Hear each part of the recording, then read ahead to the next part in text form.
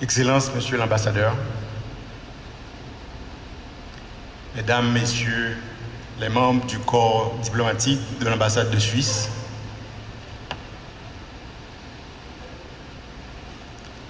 Mesdames, Messieurs les membres du Conseil de la BRH, Monsieur le Président du Conseil de la Banque nationale de la Banque nationale de crédit, Monsieur le Président du Conseil de la Banque nationale de développement agricole, Monsieur le Président de la Chambre haïtiano-canadienne, Monsieur le Directeur du Bureau de crédit agricole, chers cadres de la BRH, Mesdames, Messieurs de la presse écrite, parlée et télévisée. Vraiment, je tiens à féliciter tous ceux qui ont travaillé pour rendre cet événement aujourd'hui possible, mais encore mieux, pour rendre ce projet, et Monsieur le représentant du ministère de l'économie et des finances, je n'avais pas vu le directeur général du ministère des Finances, et je tiens à remercier vraiment tous ceux qui ont travaillé pour améliorer l'écosystème de financement agricole. Nous avons signé il y a peut-être 2 jours le lancement du fonds de garantie. Et aujourd'hui, nous travaillons non seulement sur le cadre national de renforcement du financement agricole, mais aussi sur le financement de ces 25 projets de jeunes. Vraiment, je remercie tout le staff, que ce soit le staff de l'ambassade de Suisse, en particulier Mme Isana Germain, et du côté de la BRH, M. Mondelis, Fabiola, toute l'équipe qui a travaillé, et du côté de l'inclusion financière. Vraiment, je vous félicite tous. Et c'est pour cela que la Banque de la République d'Haïti est vraiment fière d'élargir son partenariat avec la coopération suisse via l'ambassade de Suisse en Haïti dans le cadre des efforts visant à financer le secteur agricole dans le pays. En effet, les 2 entités ont conclu un accord en décembre 2019 pour la mise en place d'un cadre de partenariat pour le renforcement du financement agricole en Haïti. Ce programme, communément appelé CNFA,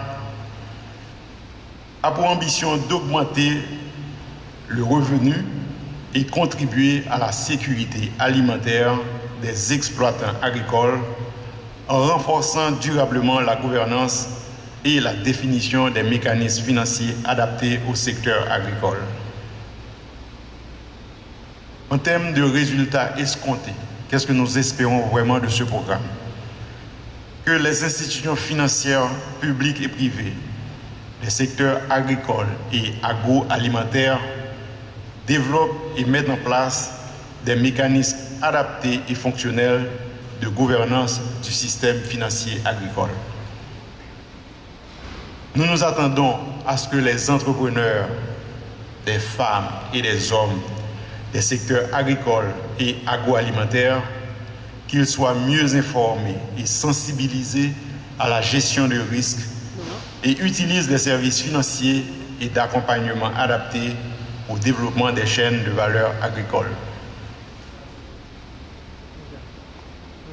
Considérant son agenda monétaire pour la croissance et l'emploi, la BRH s'est donc engagée dans une durée de 54 mois à mettre à la disposition du programme CNFA des ressources financières à travers la circulaire 113 jusqu'à 5 milliards de gourdes pour le financement de projets bancables qui seraient portés par les acteurs de toute la chaîne de valeur du secteur agricole.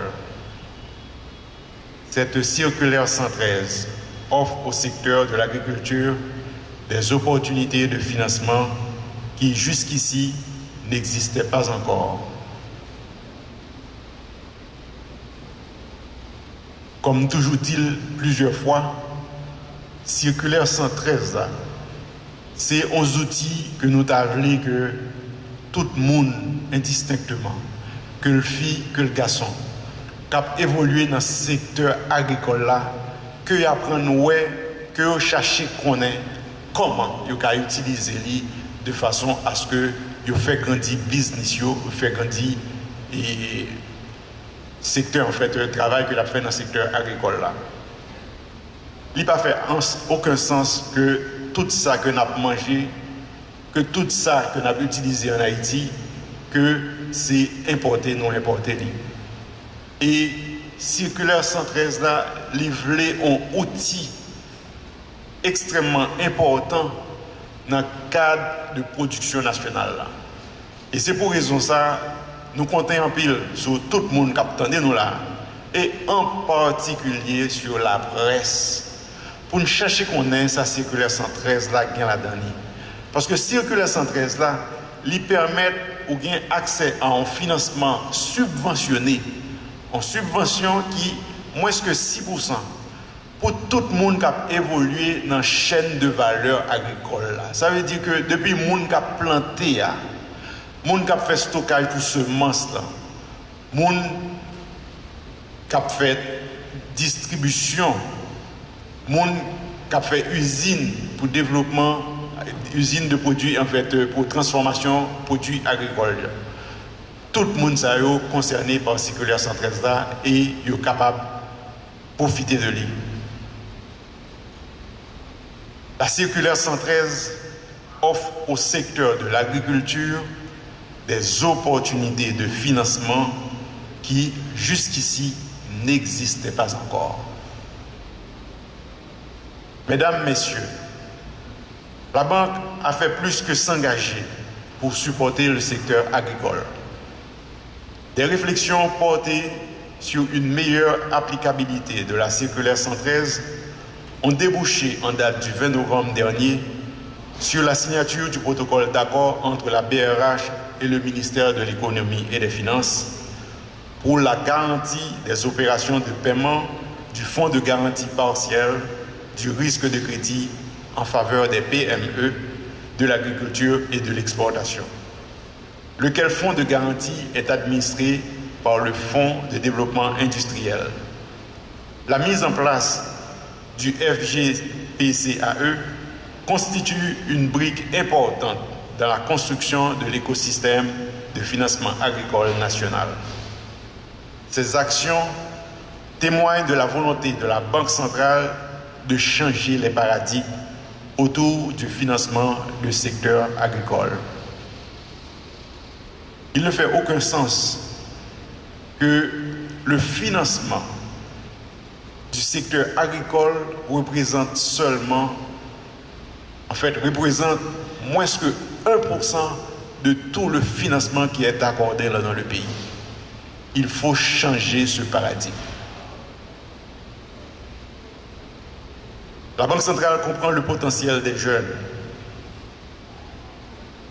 dans le processus de création de richesses.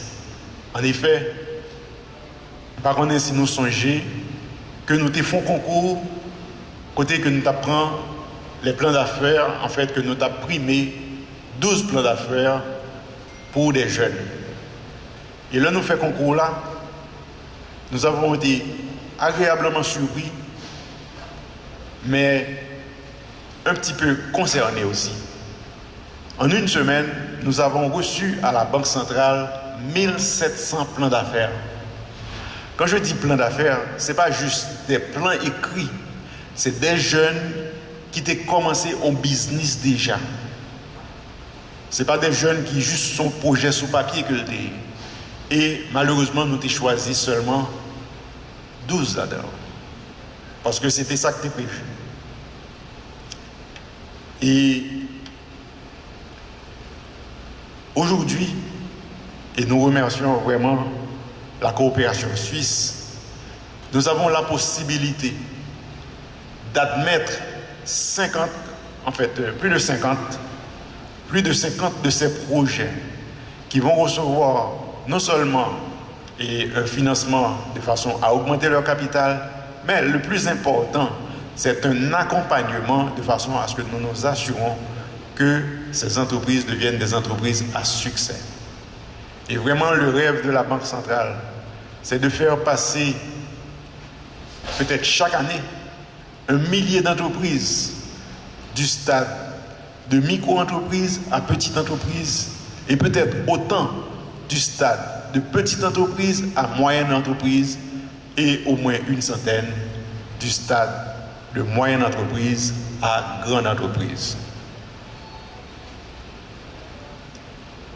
Mesdames, Messieurs, la signature de cet avenant entre la coopération suisse et la BRH renforce l'accord de décembre 2019 et s'inscrit lui aussi dans une dynamique de continuité des efforts de financement du secteur agricole. En effet, cet accord va permettre de financer près de 50 concepts d'affaires de plus. À noter que la banque avait sélectionné 12 concepts d'affaires. Grâce à cet avenant, la coopération suisse rendra disponible des fonds qui permettront non seulement de financer ces jeunes entrepreneurs dans des filières porteuses comme la transformation agricole, l'élevage, l'artisanat et la pêche, mais aussi d'améliorer leurs compétences en éducation financière et de réaliser une étude de capitalisation afin de documenter les résultats et les leçons apprises.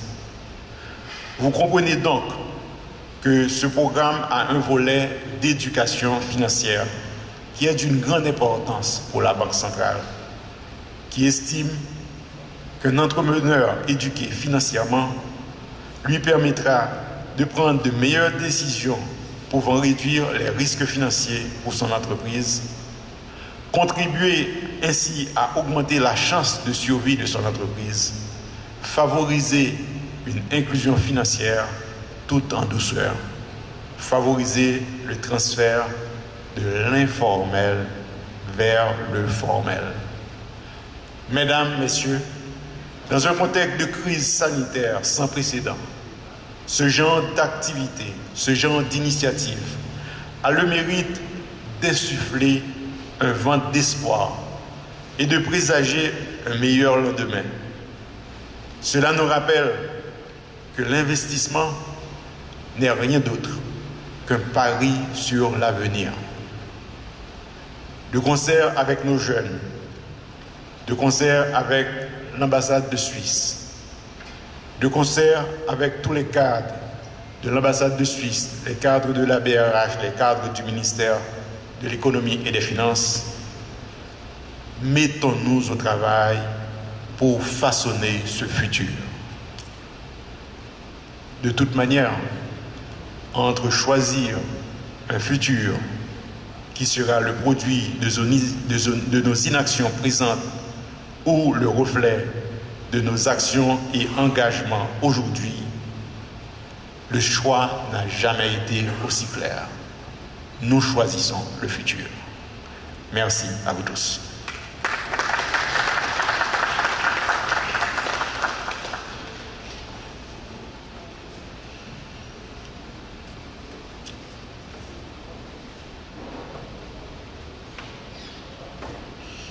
Merci. Maintenant, on va inviter le gouverneur Jean-Baptiste Dubois et M.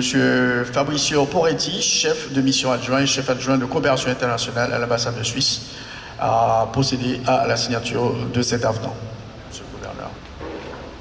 On invite également son excellence ambassadeur pour assister. Ouais.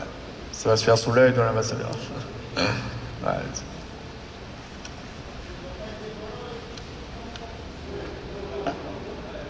Ah, c'est OK.